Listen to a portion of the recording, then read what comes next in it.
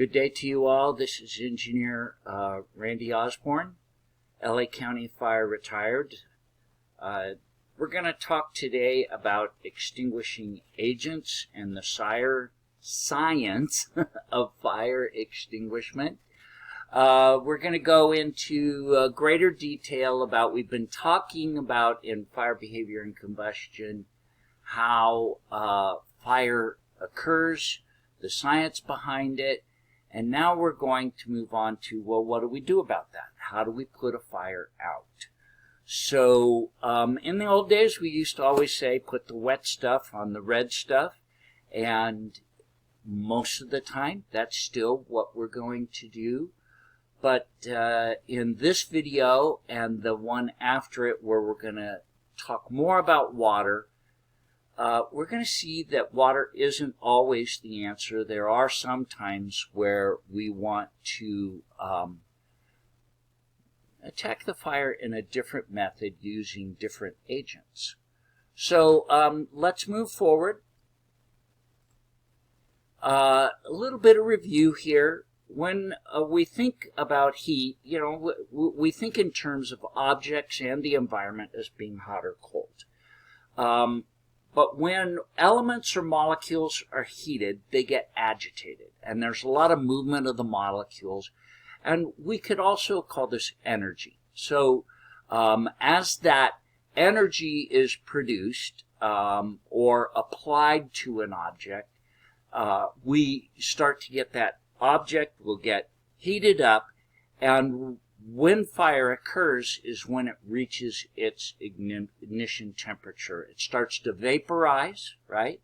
Vapors burn, right? Solids and liquids have to vaporize before they will burn. So those vapors are what's going to burn, and when they get to that ignition temperature, then they're going to start to off gas, then we get smoke, and then we get fire.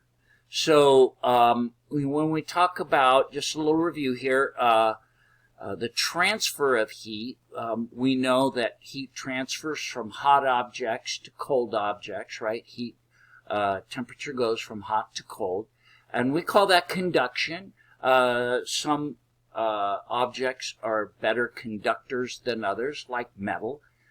So we can have fire in one room, and the fire is heating up some metal that transfers that heat into another room, and maybe there's something flammable that's next to the pipe, and it catches fire. So heat also, we know, rises. We call that convection.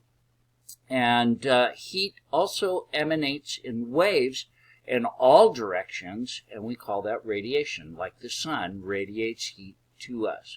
The heat rises. It's like the heat that is in your fireplace goes up through the flue and out into the environment. So that's the ways that heat transfers. We talked about how fire is also, it's a chemical chain reaction. And we're going to review the fire triangle and the fire tetrahedron in a second. But that chemical chain reaction occurs when a fuel in an oxygenated environment is heated. Now, there are some products that have their own oxygen in them, or oxidizers.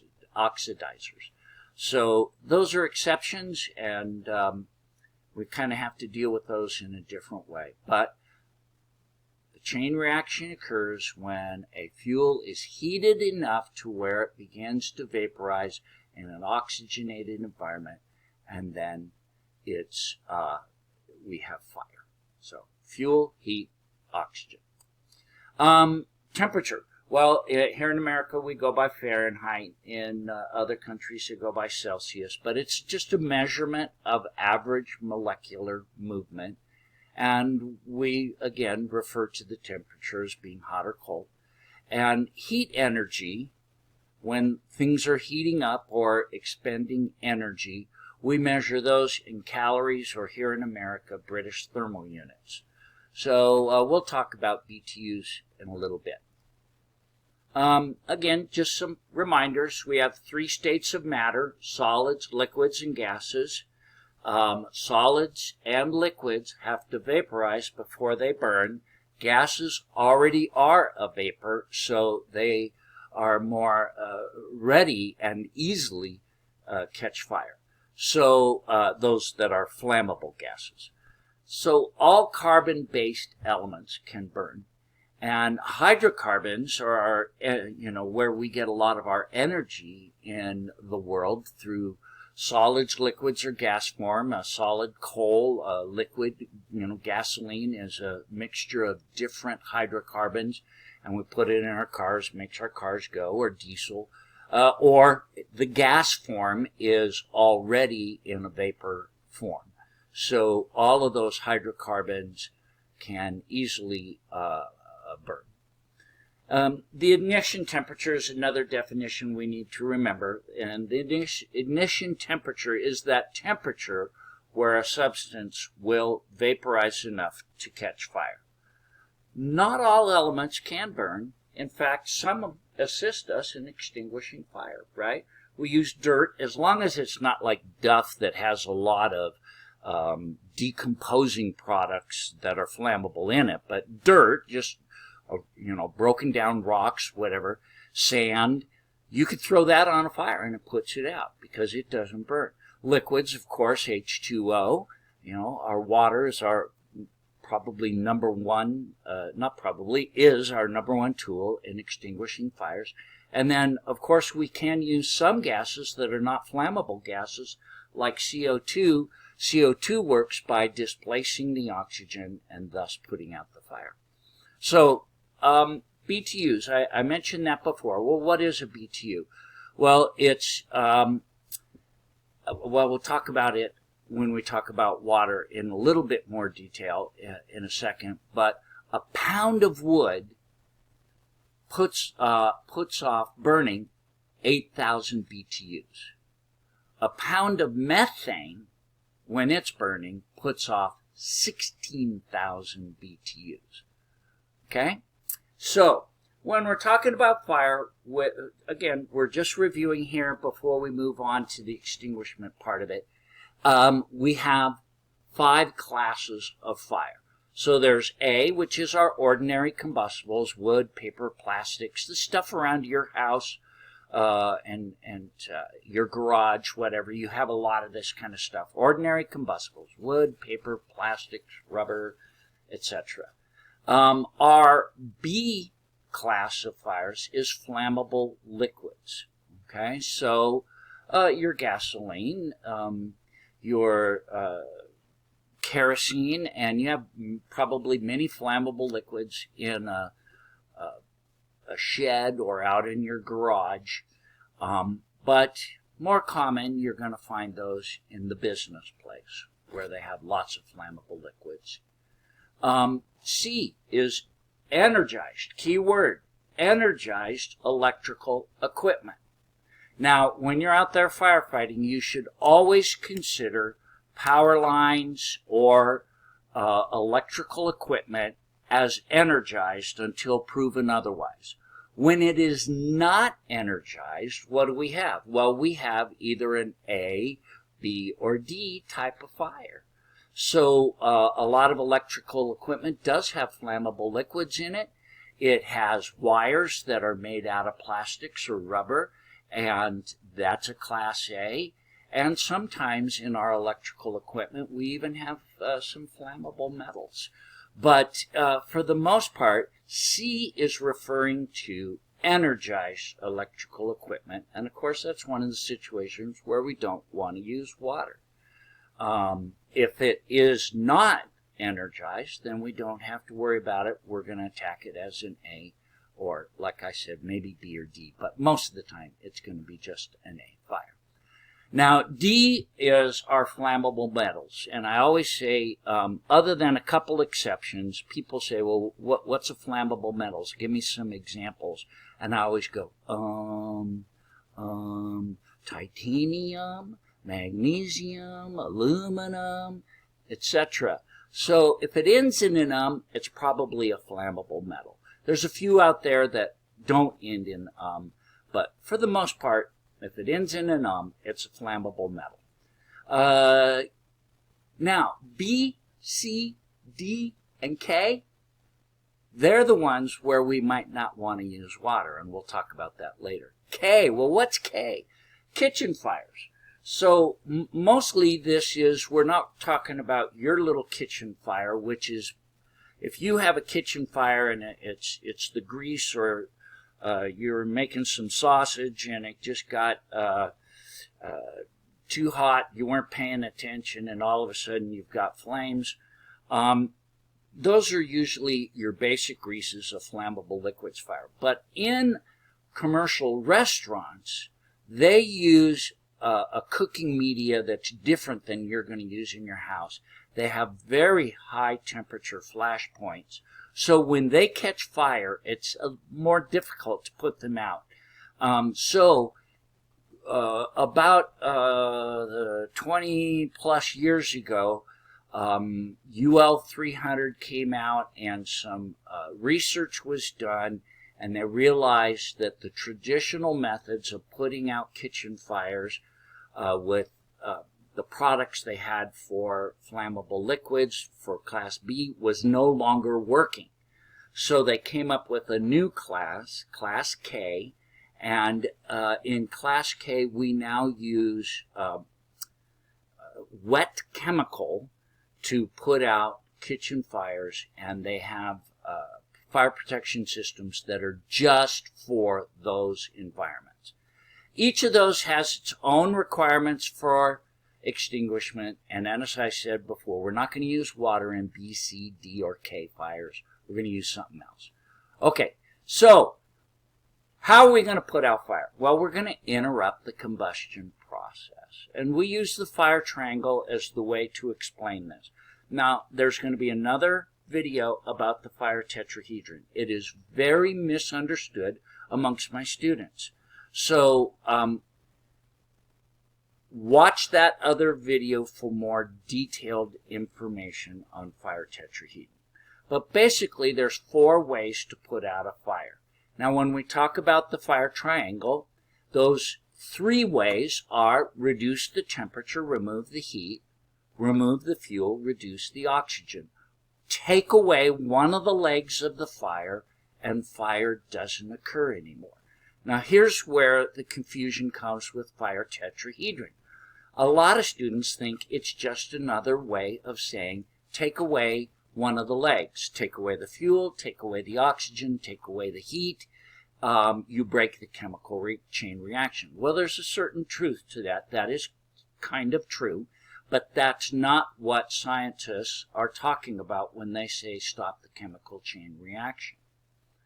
So when you use a product to stop the chemical chain reaction, you can actually have adequate heat, adequate fuel, adequate oxygen, but inert agents or halons are injected into the environment, and it breaks the chain reaction by not allowing the free radicals to attach to each other and create combustion.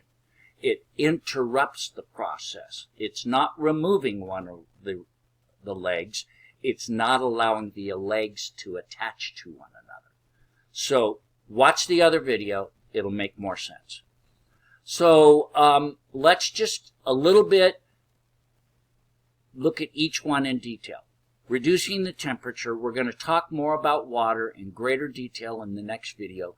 But what are the pros to water? It's cheap, it's plentiful, it's readily available in urban areas, and what it does is it cools the fuel below the ignition temperature. So I told you we would talk a little bit more about BTUs. So these are kind of basic. There's much more scientific definitions out there, but basically a gallon of water will absorb 1,251 BTUs, going from an ambient temperature, about 62 degrees, and heating up and steaming up. It's absorbing heat. It goes up to about 212, the water, the H2O, and thus reduces the temperature of the fire below its ignition temperature. So, I mean, look at 1 gallon of water used in a steam state, can absorb up to 9,332 BTUs of heat. So that's why it's so effective. It really cools the fire below its ignition temperature. The other ways we can put out fire is we remove fuel. Now, remember, vaporization is what burns, vapors. So gases are already vapors. So what we want to do with gases is, all we have to do is just turn off a gas valve or plug a hole. If it's an overturned fuel truck of some kind or has gases in it, we want to plug that hole if we can, if it's not already on fire, or let it burn out while we control the fire and keep it to a limit. We want to shut down a pipeline, plug a hole, turn off a gas valve. We never, though, want to extinguish a gas fire unless the source is eliminated. Because what's that gas going to do? If it's still there, it's going to travel and it's going to find another ignition source and we get another explosion. So we want to either let it burn out, turn off a valve, plug it, shut down the pipeline. Whatever we can do with gases, we want to eliminate the gas. That's the number one way we put out gas fires. Now, with our other kinds of fuels, well, we want to clear the site. And that's also true, the previous thing with flammable liquids. If it's something that's pouring out, we want to stop it from pouring. But we're also going to try and put out that fire. Clearing the site of fuels, like we do in a wildland fire. I was on a big, huge a place where they had trash, and they used it to make energy, and they had these piles of flammables, of trash, vegetation, and all sorts of stuff that they were going to burn and turn into fuel. And it had caught fire. Well, what they did is they brought in these big tractors and dozers, and they made a big line between the piles and made it so it couldn't transfer from one to the other. This is what we do with wildland fires. We create a control line, or we create a backfire, and we separate the fuels. So eventually it runs out of fuel, fire stops. And we can reduce the oxygen. You know, most common way to explain that is in cooking fires, putting a lid on the pan. It's just so simple. Be careful the way you do it. Hopefully you have a glove on or some kind of a heat pad, and you put the lid on, boom, you're done. It's okay. CO2 does this by displacing oxygen. The CO2 systems in big printing presses or places like that where they have heavy equipment, they might use CO2, and it pushes the oxygen out, smothers the fire. Foam, and the right quality of foam, it has to be thick and dense.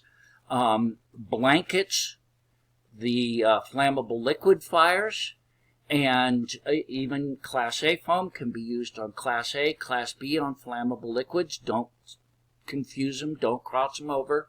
One is for Class A, one is for Class B, but they separate the oxygen from the fuel. That's why you never, if you are using a Class B foam on a Class B flammable liquid fire, you don't shoot it into the fire, because you're breaking the blanket when you shoot it into the liquid. You either rain it down, you either bank it off of something, or you roll it onto it like this guy is doing in the picture. He's spraying ahead of it and letting it roll into the fire. So rain it, bank it, or roll it. You know, I talked about those self-oxidizing materials. We've got to come up with different ways. A lot of times we're going to try and cool that or let them burn off. Lastly, stopping the chemical chain reaction. So, like I said, there's another video about the fire tetraheating, but let me basically here say in the last final slide on this lecture, we use special extinguishing agents. They block the atoms from bonding into a chemical reaction. They're not the same as taking away one leg. you're actually interrupting the chemical chain reaction.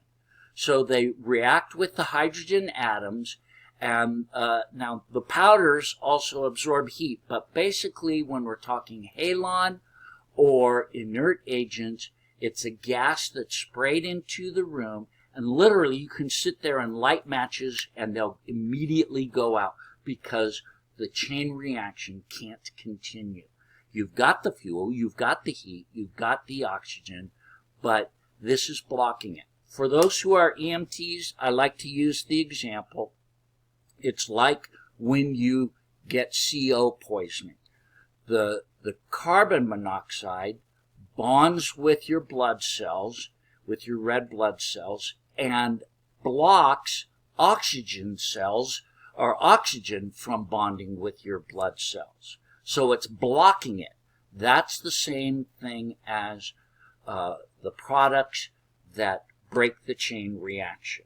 Okay, so it's blocking it and not allowing the fuel, oxygen, and heat to bond with one another. Okay, that's it for this one. It was supposed to be shorter. I've got one more on water and another one on the fire tetrahedron that you should watch.